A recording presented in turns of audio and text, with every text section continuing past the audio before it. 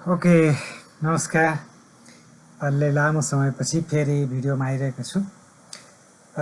आजको सिकाइमा वास्तवमा के भनेदेखि विभिन्न सामाजिक सञ्जालमा पनि अब अहिले यो एआईको खुब चर्चा चलिरहेको छ। यस्तैमा यो विद्यालयको लोगो चाहिँ एउटा सानो प्रम्प्ट लेखेकै भरमा यो जेमिनी अथवा चाहिँ च्याट जिपिटीबाट कस्तो बन्छ भन्ने कुराको बारेमा म थोरै त्यो प्रम्प्टसहित पस्किन चाहिरहेको छु। त्यसको लागि चाहिँ एउटा कुनै पनि वेब ब्राउजरमा गएर हाम्रो प्रम्प्ट चाहिँ कपी गरियो भनेदेखि त्यहाँ पेस्ट गरियो भने चाहिँ त्योबाट एउटा राम्रो लोगो बन्न सक्ने रहेछ। जस्तै मैले एउटा लोगोको लागि प्रम्प्ट यहाँ रेडी पारिरहेको छु। यो प्रम्प्ट सबैको लागि ओपन छ, स्क्रिनसट गर्दा हुन्छ। यहाँनिर जम्मा 3टा कुरा बदल्नु पर्ने छ। विद्यालयको नाम, यो नेपालीमा लोगो तयार हुन्छ यो। त्यसपछि एड्रेस र स्थापना वर्ष साल, हैन, यो यति कुरा लेखेपछि बाँकी भाषा अत्यन्तै यहाँ सठिक रूपमा बनाइसकिएको छ। अब यसलाई मात्रै के गर्नु पर्यो भनेदेखि यसलाई कन्ट्रोल सी गरेर कपी गर्नु पर्यो र कुनै पनि एउटा ब्राउजरमा म इस्ट खोलिरहेको छु। यहाँ मैले जेमिनीमा जान्छु है त। म जेमिनीमा गएँ, दुईटैमा टेस्ट गरेर हेरौँला, केही फरक परेन। जेमिनीमा गएपछि अब यतिकैमा हामी एउटा चाहिँ यहाँ क्रिएट इमेज भन्ने अप्सनमा गयो भनेदेखि यसको लागि चाहिँ सहज छ। वास्तवमा त्यो अहिलेको प्रम्प्ट चाहिँ यहाँ कन्ट्रोल भी गरिदिएँ मैले र यसलाई पठाइदिएँ। अब यसले कस्तो इमेज बनाउँछ, लगभग धेरै टाइम लाउँदैन। यसले क्रिएट योर इमेज भन्दैछ, थोरै एकैछिनमा चाहिँ लगभग यो तयार पार्छ। उसले बनाइसक्यो, ल यस्तो सोचे जस्तो बनाइसक्यो कि कहीँ एकदमै लास्टै फिनिसिङ छ। हामीले चाहेको यस्तै हो। यसलाई आदेश पनि यही टाइपकै दिएको छ। अनि अब यसलाई हामीले कसरी प्रयोग गर्ने भनेदेखि जस्तै अब यहाँनिर डाउनलोडको एउटा सिम्बोल छ, यहाँ डाउनलोड गर्ने। यो डाउनलोड चाहिँ हाम्रो डाउनलोड फाइलमा गइसक्यो। जेमिनी जेनेरेटेड इमेज भन्ने छ। अब यसको हामी यसलाई रिनेम गरौँ है त। यसलाई चाहिँ जस्तै यहाँ हाम्रो यहाँभित्र छ, त्यो चाहिँ डाउनलोडभित्र चाहिँ यहाँ रहेछ है। टुडेको एउटा मात्रै फाइल रहेछ। ल ठिक छ, यतिकै हेरौँ। आजको एउटा मात्रै फाइल छ। म यही फाइललाई फेरि चाहिँ च्याट जिपिटी तर्फ पनि जाउँ है त, कस्तो देख्छ। च्याट जिपिटीमा गएर हेरौँ। यसको पनि यो पहिलो लिङ्कमा क्लिक गर्ने बित्तिकै त्यो भित्र गइन्छ। अब यसमा पनि त्यही इमेज क्रिएट गर्नको लागि हामी यहाँनिर जान्छौँ। क्रिएट इमेज छ, यहाँनिर हामीले एउटा त्यही अहिलेको प्रम्प्टलाई कन्ट्रोल भी गरेर पेस्ट गऱ्यौँ। अब यसले जेनेरेट गर्न थाल्छ। अब उसको राम्रो छ कि यसको राम्रो छ, दुइटै हामी कम्पेरिजन गरौँ न कतिको राम्रो छ भनेर। यसको पनि फिनिसिङ हुन आँटिहाल्यो, बेरै लाग्दैन, एकैछिनमा चाहिँ लोगो तयार पारिदिन्छ। मात्रै आफ्नो विद्यालयको नाम र चाहिँ एड्रेस र स्थापना वर्ष हालिदिने बित्तिकै त्यो लोगो हामीले चाहे जस्तो बनाउन सकिन्छ। यसको लागि थोरै फिनिसिङ गर्ने हो भनेदेखि फोटोसपको बारेमा थोरै नलेज राख्नुपर्ने हुन्छ।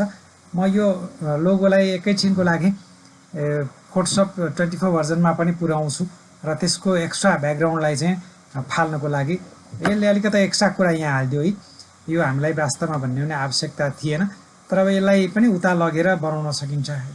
अहिलेको हेर्दाखेरि चाहिँ जेमिनीले राम्रो बनायो वास्तवमा। अब यसलाई पनि म दुइटैलाई डाउनलोड गर्छु है त। यसलाई पनि चाहिँ डाउनलोड गरेर राखौँ होइन। एउटा चाहिँ च्याट जिपिटी, एउटा जेमिनी छ।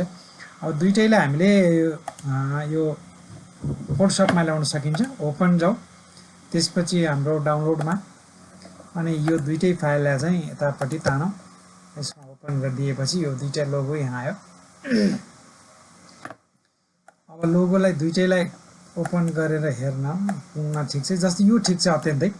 अब यसलाई चाहिँ के गर्नु पर्यो भने यहाँनिर लक, यो लेयर खुल्लै छ, ठिक छ। यसको ठिक छ। ल यसको चाहिँ हामीले यो म्याजिक वान टुलबाट चाहिँ यो ब्याकग्राउन्ड चाहिँ फालिदिन सकिन्छ, यस्तो बनाउने। अनि अब यो अहिले एकदमै पिएनजीमा राख्न सकिन्छ, त्यस्तो गर्दा पनि भयो। यसको ब्याकग्राउन्ड चाहिँ अहिले बसिरहेको छैन, यो गइसक्यो। अनि कन्ट्रोल डी गरेर डिसिलेक्ट गरौँ। यसलाई चाहिँ फेरि एकचोटि क्रप गरेर यसको साइजलाई चाहिँ ठ्याक्कै एकदम एक्चुअल साइजमा चाहिँ यहाँबाट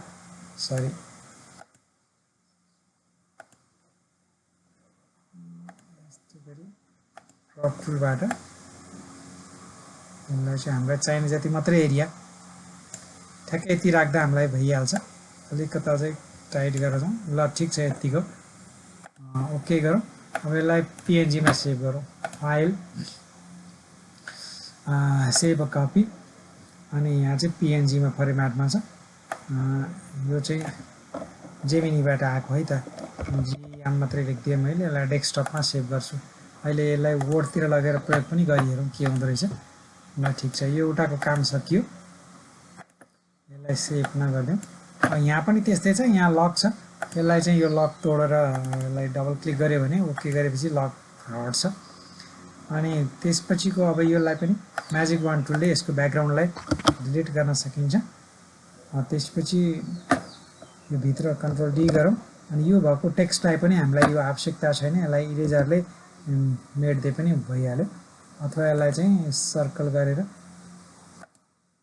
यहाँबाट चाहिँ यसलाई चाहिँ नचाहिने भागलाई यो अनवान्टेड भाग जतिलाई सेलेक्ट गरौँ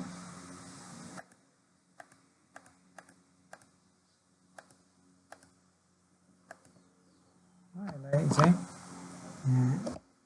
युजरले सरी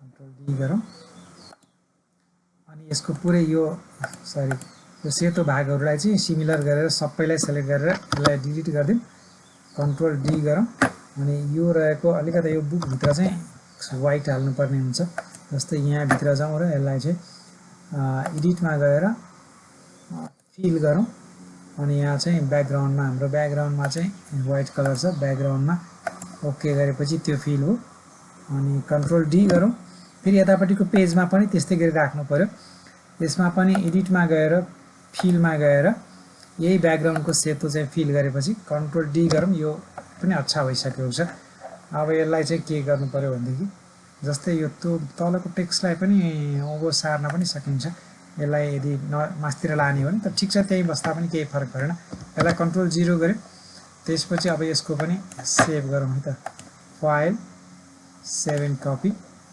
अनि यो चाहिँ च्याट जीपीटीबाट आएको हैन त्यति गरेपछि यसलाई पनि पीएनजी ठाउँमा उसमा यहाँ डेस्कटपमा राखेँ मैले ल ओके गर्छु है त अब यसलाई मैले मिनिमाइज गरेर म चाहिँ वर्डतिर गएँ है त कस्तो देख्छ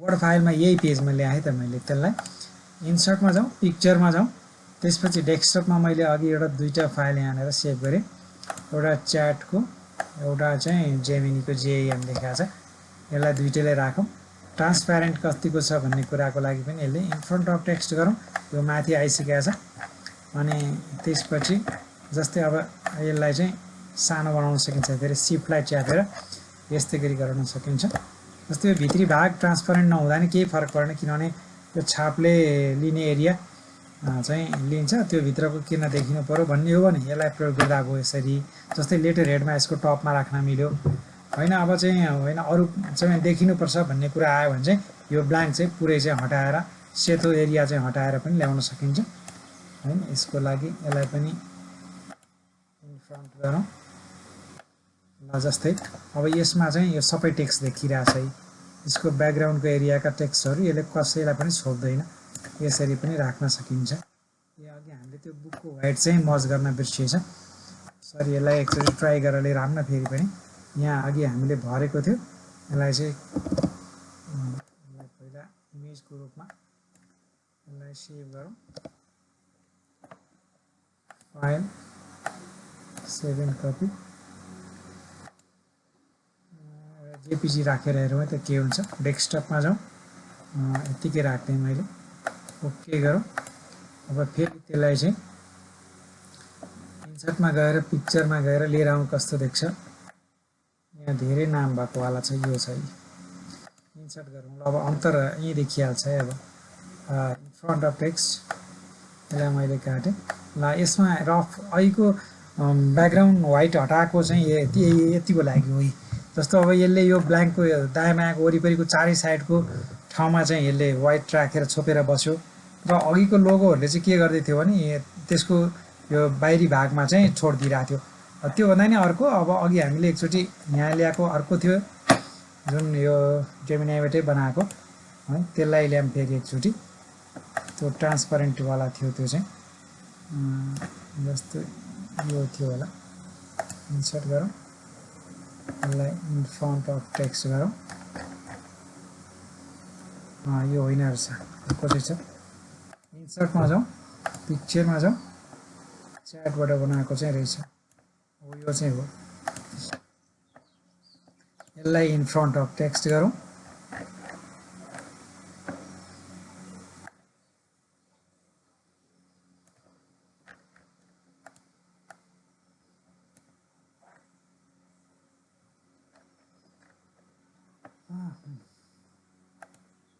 कुन चाहिँ रहेछ अहिलेको मिलेन फेरि ट्रान्सपरेन्टवाला चाहिँ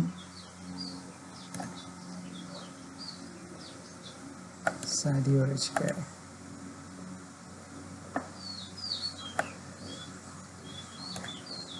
यसलाई पनि इन फ्रन्ट गरौँ यो चाहिँ यसको चाहिँ कर्नरै नफालेको छ ठिक छ अघि हेरियो